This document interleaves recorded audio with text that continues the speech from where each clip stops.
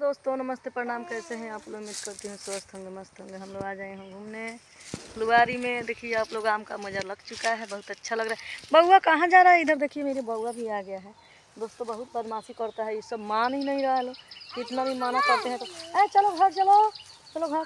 और दोस्तों, और मेरा शूटिंग होने वाला है। होली के बाद से हमारा एल्बम, ऑडियो वीडियो दोनों आएगा, आप लोग को देखने का मिलेगा। बहुत अच्छा मेरा एल्बम आने वाला है, ऑडियो वीडियो दोनों।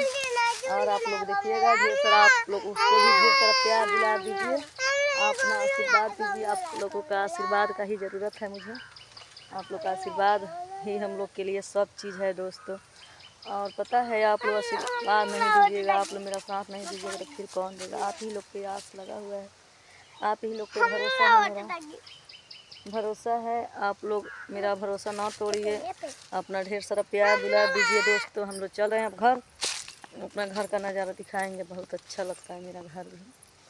आप प्यारा प्यारा कमेंट कीजिए, मेरा वीडियो कैसा लगता है। मेरा मिश्रा फैमिली ब्लॉग में भी आप लोग का स्वागत है, और इंदू अनिल ब्लॉग को भी आप लोग देखिए और ढेर सारा प्यार दुलार दीजिए अपना।